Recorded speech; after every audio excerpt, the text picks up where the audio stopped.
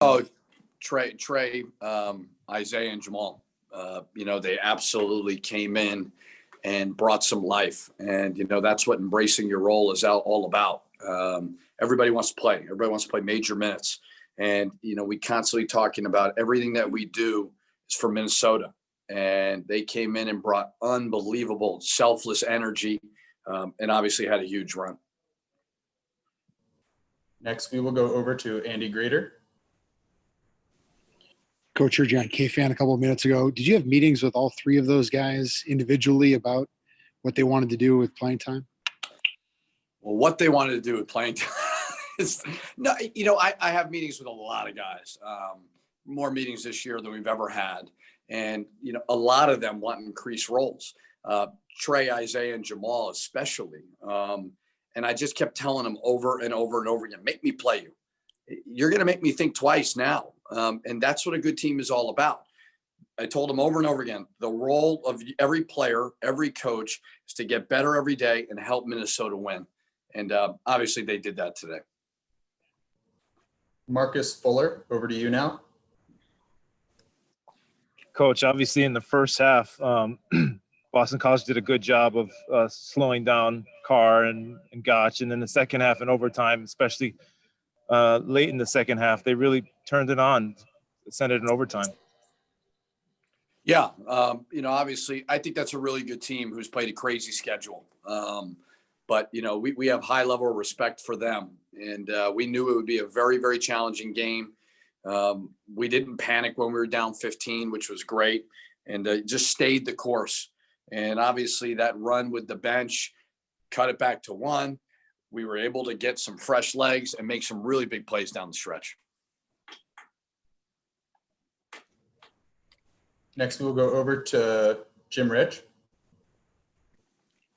Hey, Coach. Can you talk a little bit about winning close games and what that means for a team that's trying to find their chemistry and their confidence in each other in pressure situations? Because now you've done this already in just five games. You've already done this a couple of times. Yeah, I mean, you never want to say that you're, inexperienced, because people seem to get offended by that. So I'm not going to say that. But we have 6 new players, and we've got guys in different positions that they're not used to. And they may be experienced. Brandon was in the MAC last year. Liam Robbins was in, the Missouri Valley. And plus everything that's going on with the pandemic. So to be able to learn from winning is huge. It's day to day with everybody's lives right now. It's day to day. And we found a way to win today. We'll go back tomorrow and watch the film, see where we can get better, because we got to keep learning and keep growing, and just understand that, like, we're so.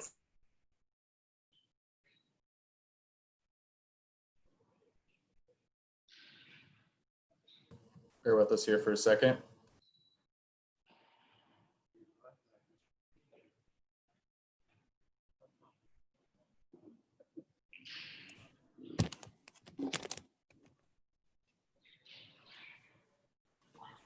All right. Sorry about that, guys. Seems like pretty much the law of 2020, but we'll get back going here now. Coach, it's up to you. You probably don't know exactly where you cut out, but The question, I already forget. Who was it? It was me. It was Jim. Yeah, winning close games. If you can find a way to gut them out, you can really learn. And I thought our guys will see now. You're down 15 with 14 minutes to go. You can draw back on that experience and say, don't panic, one possession at a time. Or if you're on the bench, stay ready. I thought our guys, or if you're Isaiah Enan and you get that huge offensive rebound, like, they didn't panic. And that was huge. So we'll certainly draw from that experience. Thank you. AJ Condon, over to you now. Coach, you kind of just talked about the experience, and that's how you're winning these close games. You talked about how the 3 younger guys really stepped up, but Marcus Carr really stepped up down the stretch, and he showed his leadership on this game. He hit some free throws late. He was talking about how important it was to have him really just forget about what happened in the first half and step up. Yeah, I always look at it like it's a 40-minute game. Obviously today was a 45-minute game, and you don't panic at halftime. You stay the course. Marcus is too good of a player to do that, and he was really, really good in the locker room, showed great leadership, showed great poise. He's a very confident player. He's not one of those guys that's going to get in his head by any means. Next, we will go back to Dave Campbell. Richard, it looked like Brandon Johnson hurt his ankle. How was he after the game? Yeah, I mean, he looked like he was in pain. Knock on wood, it's not serious. I have no idea. It was the first time he went down to the training room, and instead of the whole team going to the locker room, the whole team went right to Brandon. Says a lot about the chemistry on this team. I actually gave my post-game speech in the training room. I've never done that before. So I think, that's nice to see that there's that care and that love for each other, when somebody goes down. So it was a really cool moment, and hopefully it's nothing too serious. I don't know. I mean, he was in a lot of pain. Next, we will go over to Andy Grader. So much of BC's offense was 3-pointers. Did you feel like they were just making tough shots? Do you feel like you could improve some of the 3-point defense there? Yeah, I thought we were a little light on the ball. We tried to really emphasize how good they are at getting to the rim. And, we probably neglected a little bit that they can get hot from 3, but we needed to get into the gaps a little bit more. I just thought we were a little light on the ball, and they hit some tough shots. I thought our team defense in the beginning was terrific. And they, we thought, okay, let's just chip away at this and let's continue to defend without fouling. Good things will happen, and we'll be able to make big plays down the stretch. But credit to them, they hit some tough shots. They're a really good offensive team. They have really good offensive personnel. And unfortunately, everyone, we are running out of time, so we're going to quickly hop over to Marcus Fuller and wrap it up. Coach, it seems like you found a balance of throwing it inside the Liam, and then also your guards getting it done tonight. Can you talk about his offensive performance? I thought he was really, really good. We still got to work on kind of our flow of not standing and staring. And they play an undersized. They're playing Mitchell at the 5 some. We were able to go over the top a little bit. But we have to have movement and able to do that. We're pretty good at moving, driving, and sealing, getting to the rim. Now we got to be able to move it, look over the top because he's so big. But, I thought today was hopefully really good for his confidence because, he had 14 points, a lot of good low post moves. It wasn't just all, ball screen rolls. He was really good at finishing with some good moves. Awesome. All right, everyone. We're going to let Coach go now. After him, as I stated before, Thank you. Go to players Trey Williams and Jamal Mashburn. Coach, thanks for your time.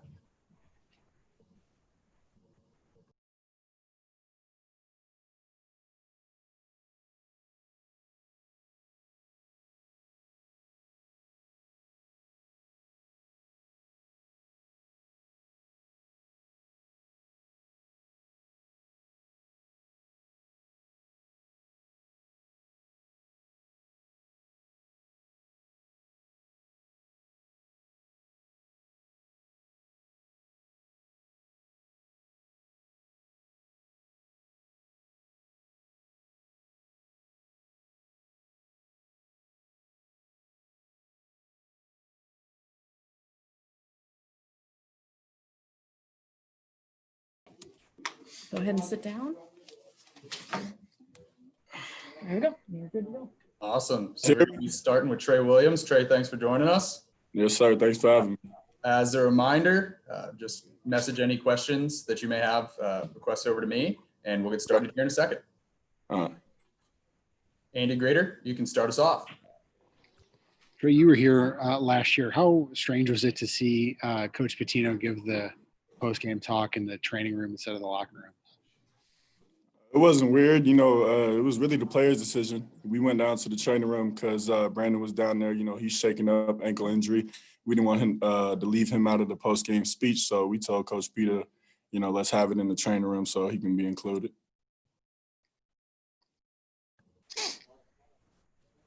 I'm just waiting for another question to pop in here. Marcus Fuller, over to you now. Trey, just talk about the second half charge that was led by the bench. Jamal kind of got going Isaiah and yourself. What did you guys feel when you get in there and the team's down by 15 points? We were never shook, you know. We had a timeout when the run started getting a little ugly. And coach was just telling us, you know, don't stress out. You know, we have 10 plus minutes left in the game. This is not the end, you know, and we're coming off the bench knowing that we can make a run, you know, bring some energy. That's what we're good at, me and Mash. So just came in confident, you know, mindset, making winning plays, not worrying about our own stats or anything, but just doing everything we can to help the team. And that's what we did. I think we did a good job of leading the charge, like you said, and making some winning plays, some big time plays. You know, a lot of guys stepped up tonight. So I think that was good for us. You know, it just shows us how much depth we have. You know, guys are ready to step up when the number's called. So I think that was a good game for us. Jim, over to you now. Where does that confidence come from? Because you guys really haven't had a lot of time to gel. There's a lot of players with experience here, but they played elsewhere last year. How has this group come together? Have you noticed anything that's really helped the bonding, so to speak, and to feel confident that you could dig yourself out of holes like this, like you've done a couple of times already this year? Yes, sir. I think the team is a lot closer because of the COVID hitting. You know, we can't really go out or go anywhere. It's mainly just practice and then back to the radius where we all live. You know, we're all hanging out on a daily basis. After practice, we all go eat together and hang out, do everything together. I think that's helped us build a bond.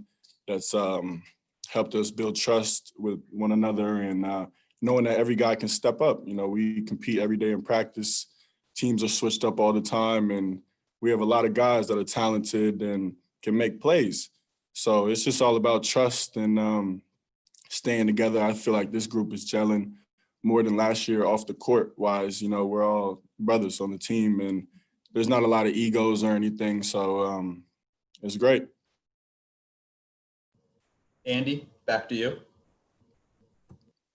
Coach Pitino said that he had meetings with a few players and he mentioned you. What was your goal in having a one-on-one with coach recently?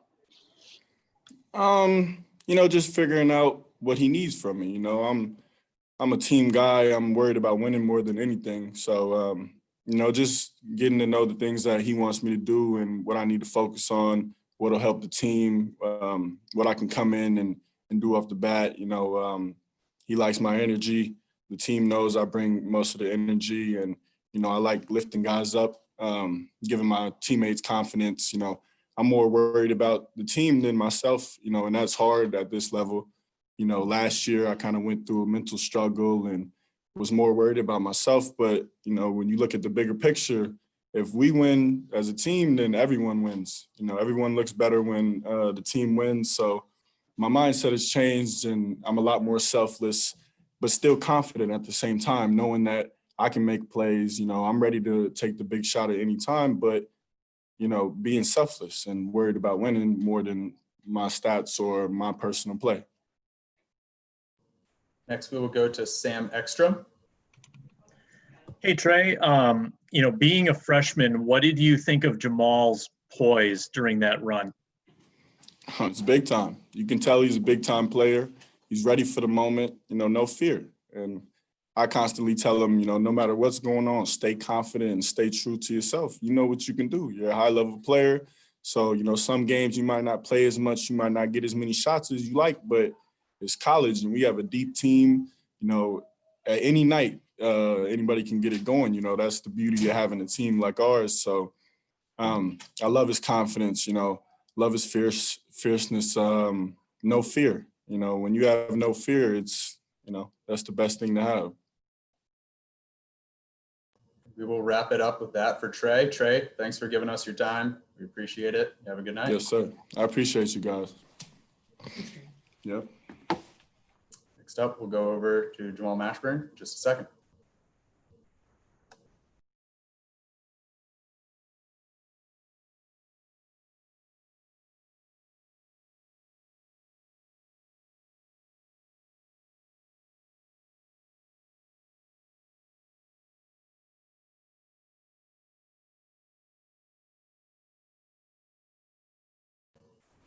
Awesome. Jamal, thanks for hopping on with us. Of course, anytime.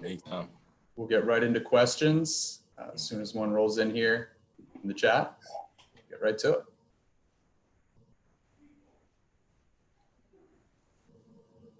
We will start off with Andy Grader. Take it away. Hey, Jamal, it's nice to meet you.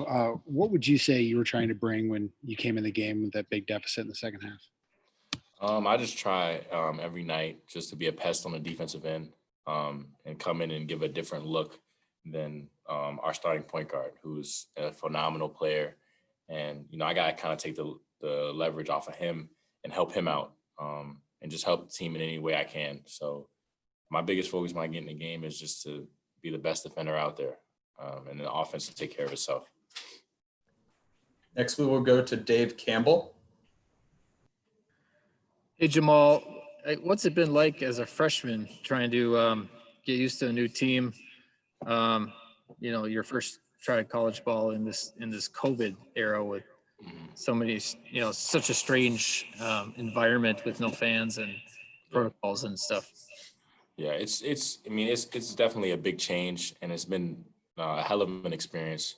And, I've been able to build relationships that, I haven't been able to build in the past. I've gotten close to a lot of guys, and I'm getting better. I'm getting better every single day, and I'm competing with, these guys and, working on my game and doing whatever I can to help the team win. And that's what it's all about. And I think this experience has been different with no fans. COVID has, hit us all pretty hard.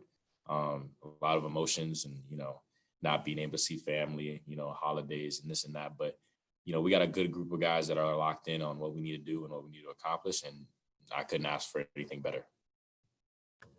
Next, we will go to Marcus Fuller. Jamal, just talk about the second half for Marcus and Booth. Those guys are veterans, so the bench kind of helped get you back in the game, but those guys kind of finished it out in the second half and overtime. Yeah, those guys, Booth, Marcus, those guys are great players, and in my opinion, they're professionals. The way they carry themselves, and as a professional, you got to be able to finish games, close games, and they're great. And I just try to bring the energy along with Trey, just try to bring the energy off the bench and help uplift those guys rather than bring them down in any sort of way. So, but those guys are great, man. Those guys, man, great. Sam Ekstrom, over to you now. Hey, Jamal, early in the season with your playing time kind of coming in shorter bursts, have you had to be patient, knowing that you may not, get a moment, where you can really make an impact until a night like tonight? Oh yeah. I know coming in as a freshman, you got to be patient, and, coach is still figuring out lineups and rotations and, I never got down on myself, and I always trust my work and I'm always ready. And in this Big Ten and in this NCAA, you got to stay ready, because your number can be called at any time to help the team. So, I'm just trying to stay ready every game, whether I play 7 minutes, 10 minutes, 0 minutes, I'm still going to be able to help the team. So that's just my main goal. Andy, back to you. Coach said he had meetings with a number of young guys. Did you speak with him, and what was kind of the message that came out of that? So I should say that one more time. Sorry, I didn't hear you. Coach Pitino said that he met with some young players. I was wondering if you were one of those guys that he spoke with, and then what was kind of the takeaway or message that he had for you? Yeah, Coach always harps on us on just believe in us, believe in what we can do. Always staying confident and just stay ready. And, this is a process. This is a journey. Your last game doesn't define you as what you're going to do next, what you're going to do the next day, and what you can provide for the team. Because we all have one common goal and one main goal. And, that's to be playing in March, or what's supposed to be May now, I guess. I don't know. But, that's our goal. So we're just going to take it day by day and just being able to stay focused. We're young, but, we can definitely do this. And Marcus, back to you. This is your first game against high major competition, and the Big Ten obviously is going to get a lot tougher next week. What was your judgment of the difference in play from playing North Dakota and then Boston College? Yeah, just staying aggressive and just trusting all the work that I put in, regardless of who I play. It doesn't matter if we play, Boston College, Illinois. It's still the same aggression and same trust in my work because I put in a lot of work and just to get here. So I'm gonna put in a lot of work to stay here too. So. And the last question tonight will go to Dave Campbell. Take us on. Hey, Jamal, just kind of building off what you were saying a few minutes ago, kind of bonding with the team and getting comfortable here. Has it been difficult at all to stay connected to friends, family, being so far from home during this time? It's definitely a struggle. I'm used to seeing, my dad, who's my best friend, my hero. I like, it's hard being away from him. And, he's also my trainer. He's my everything. So, it's hard, but I know he's always going to be there. He calls me every day. He's going to call me after this. I know he's always going to be there. So, but, I just know I got to take care of business here, and home is always going to be there. That's never going to go anywhere. So. Awesome. That is all for tonight, Jamal. Thank you for hopping on with us. You have a great night. Thanks. Thank you. To everyone else, thanks for your time. Thanks for bearing with us there in the middle for a little bit. And everyone have a great rest of your night. Talk to you in a couple days. Very, very Thank you. good.